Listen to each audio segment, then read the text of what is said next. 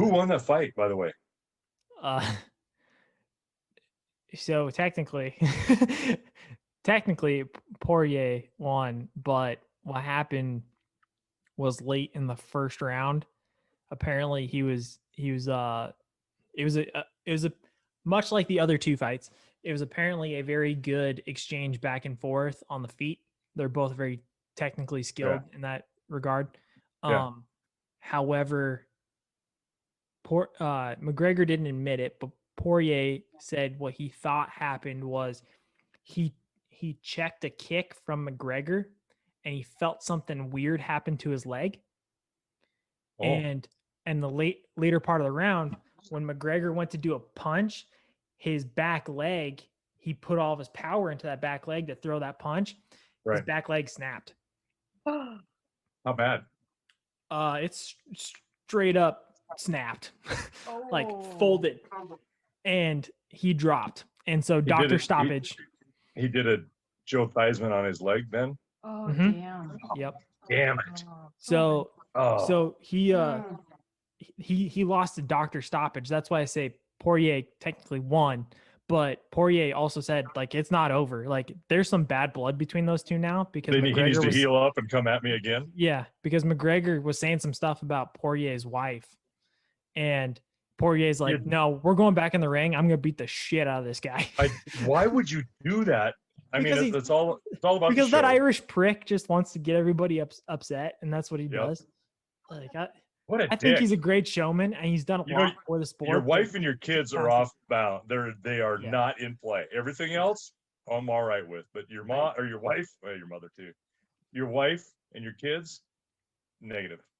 No, I agree, but he Poirier said that he was done. He's like, no, no, no. He might be out for now, but I'm gonna come back. I'm gonna beat the shit out of this guy. Okay. But yeah, so Okay. he's gonna have to recuperate. It's probably gonna be a year and a half before he's back in that ring. But Oh they're yeah, gonna it's gonna be a long recuperate, one. and he's gonna Yeah. try and beat the shit out of him again. So Okay. What um, did happen? yeah, it is what it is. I support it. I like McGregor, but he's just such a mouthy little bastard, Well, you know. so I used to like But I know it's part of the McGregor. show. That's what makes him. That's what makes him a draw. Is Yeah, people like to that's see why him either get the mouth, get his ass kicked, or Jesus Christ, this little bastard can really back it up. well, that's the thing is Right. like he does have that, but it's also at the point where in the past 3 years, I think he's been in the ring 3 times. The octagon ring. He's been doing other stuff too now. And so his purse is quite large. He doesn't Sure. need to fight anymore. And I think because of that, he's getting complacent. And I'm Well, you not got to train. I don't care who you are and how old, how young. You have got to be fit to get in that thing. well, the other thing too is I think he's on the wrong side of 30, first of all. Right. The other Yep. part the other part is um he's got a family, and I'll tell you from a military experience, as soon as you get family, as soon as you get a woman in your life, you turn soft. It happens. It does. It's the truth. Well, And that what hunger is no happens? longer there. Well, what happens in my experience is you don't turn soft. She just is on you to be safer because now you got babies that you got to support, and you're like, Well, son of a. yeah, you got your priorities shift, and so it turns you They do. physically That's soft, exactly is what what it I is. should say. Your priorities shift. So like that hungry warrior that was physically hard and able to just destroy things, Right. it erodes. And that's what happened. And I That's think right. there's that. And then I mean you see the same thing with Cowboy Cerrone. He's been struggling. I think he's on 2 or 3 back-to-back fights where he's lost. Ooh. But what's happened since then is, he had a kid. He was doing a comeback. People were like, ooh, he's pushing 40, the big 4-0, Right. and he might close in on a belt. But then he got one loss, rung his bell real bad, and he hasn't come back from it. McGregor was one of them. And that was McGregor's reintroduction to the octagon. But going back to my original point, what was McGregor doing during his hiatus between Cowboy and his last fight? he was messing around with like Floyd Mayweather and doing boxing exhibitions and stuff like that. Now, why is McGregor? People are going to ask, well, why is McGregor doing that in the first place? Well, McGregor traditionally, he is a boxer. He's from freaking Ireland, man. Like that's their livelihood. Like their Right. That's fight, their martial art in Ireland is boxing. in boxing. Right. Yeah, you know, And they like the bare knuckle stuff, like the old days. but he's good boxing wise and whatnot and technique wise. That's why he stood up so well. People looked at it and they're like, well, he's not going to beat Mayweather. But when they watched him, they're like, oh, he's actually a legit boxer. I'm like, yeah, he's not just a martial artist, like where he can do arm bars and submissions. Like he started with boxing, then went to submissions. Yeah. Not just because like you've never seen somebody do something doesn't mean that they don't have that skill mastered. Yeah, but I think that's part of it is just the fact that his hiatus focused him on his technical skill with boxing. You don't see him jump on the ground and try and do some grappling with people much. It's mostly, hey, nope, let's stay on the feet. Yeah. I want to keep this with the fists, you know. he's got my affliction. I was not a ground fighter. Oh man, I am not comfortable on my feet. I know you guys aren't. That's because that's a wrestling background. That's the difference between you guys and me. I was always martial arts, up on my feet as much as possible, and using your legs and feet and keeping distance. And where you get on the ground and like, oh shit, I got to get out of here. I got to get off this. I can't be on the ground. I will gladly take some shots to get us on the ground. And once we get on the ground, then that's my world, baby. Well, and that's, I always watch guys that would, if you're going to spar with them or do something with them and they crouch down like they're going to shoot, you're like, oh crap, I got a wrestler. This is, I got to review. The other thing too is like, and I learned this towards the end of my wrestling career was I stopped doing double legs where you're coming straight in, you're picking them up and taking them down. First of all, a lot of energy. Second of all, the chance of actually getting it, because I just wasn't good at it, was pretty low. Right.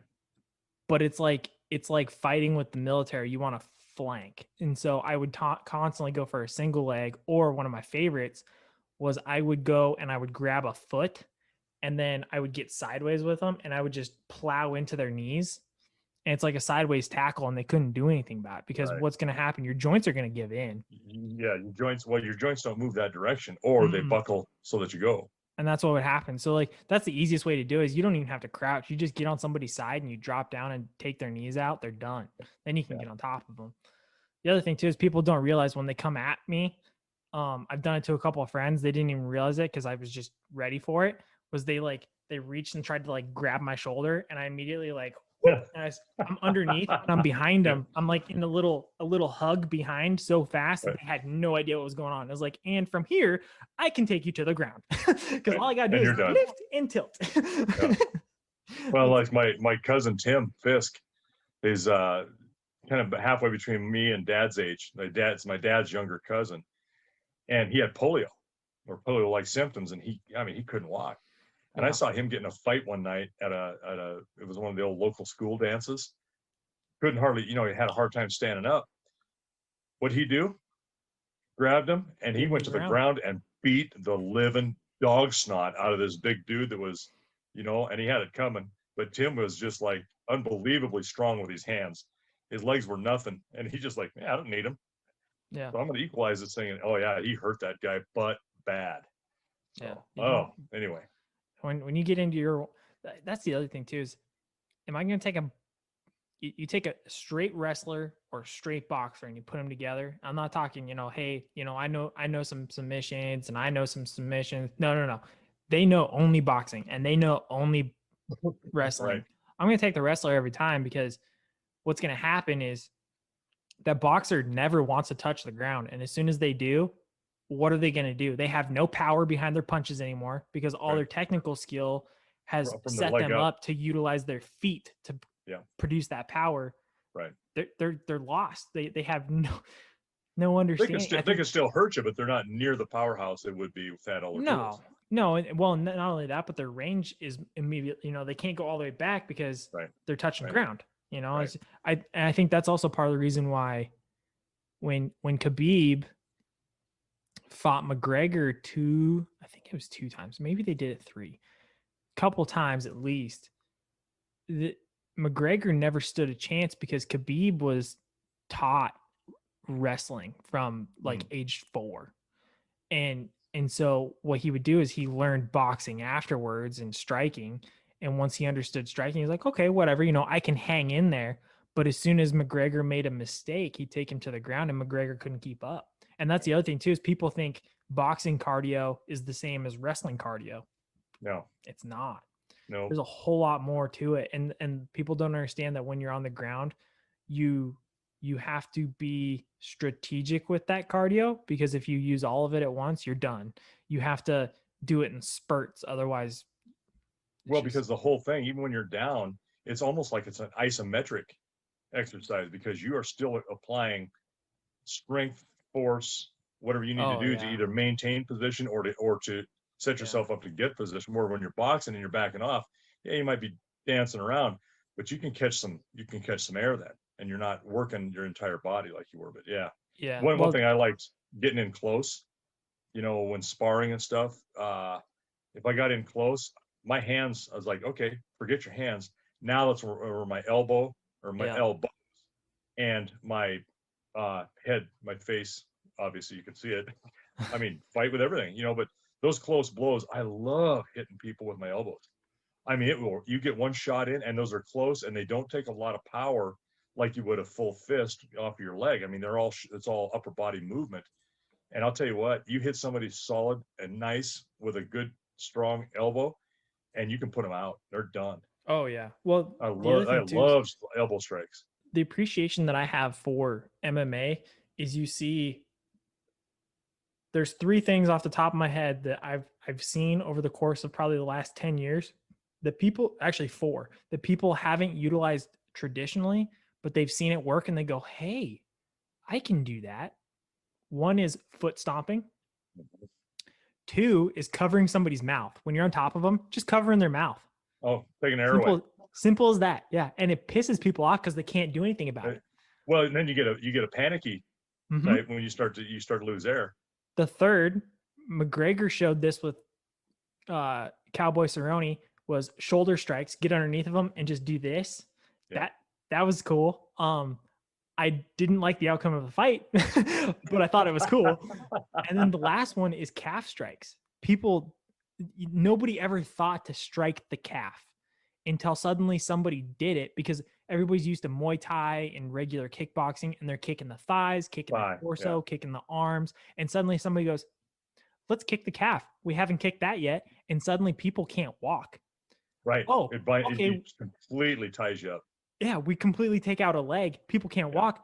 I've seen a couple fights. Guys just laid on their back and they're like, I can't stand up. And the ref's like, you got to stand up. Is like, I can't stand up. If I'm going to continue this fight, it has to be with me on my back. And they're like, wow. And so then you get a conundrum. Okay, do you continue the fight or do you say doctor stoppage because he can't walk? Because we, and I was never taught to hit the calf unless, something that's all you got, because it's a different, what you're trying to do is overwhelm and overstimulate nerve bundles, which is right there in the thigh up above, the bottom of the quadriceps. That's a nerve bundle there. It's a brachial nerve bundle, and you stun that and they'll just drop. And I remember the first time I was ever in training in that as an instructor, and one of the guys like,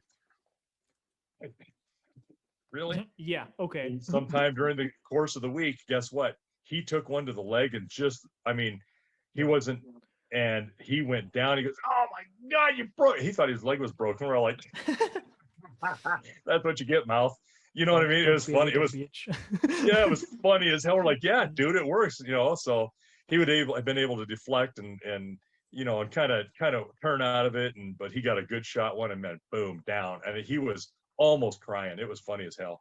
Well, and you're talking nerves, but like with the calf, all that is it's a hematoma. Well, right. And that's where I was headed with that. The on the thigh is overwhelming nerve bundle response. You're just shocking it. Where with the calf, it's all muscle, but that muscle is almost always in tension at some point, and you're just hitting meat and making it cramp. Essentially, what it is. I'm throwing a bunch of blood to it. Well, watching the Joe Rogan podcast, I saw a picture of a fighter. I don't remember who it was, but he got kicked so hard by one of the and the guy that was kicking him was known as a world-renowned kicker. Like he was good at strikes with his legs. Yeah. He created such a horrible hematoma and such a bad injury to the thigh that it turned gangrene. They had to slice his thigh open So and yeah, pull out, compartment syndrome. yeah, of the muscle only though. Yeah.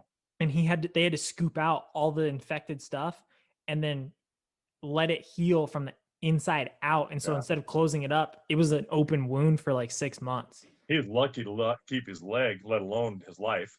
And that's what it was. Was like, I probably won't fight anymore, but this is the, these are the repercussions for what we Right. do. I'm like, oh. And so apparently he wasn't married, no woman and kids in his life at the time. I think he did have a wife. I'm sure she wasn't happy. He made him quit. Oh. But I mean, even if he wanted to continue though, after you've had that amount of muscle tissue taken away, can you do it again? That's the next question. Physically, can your body let you do that?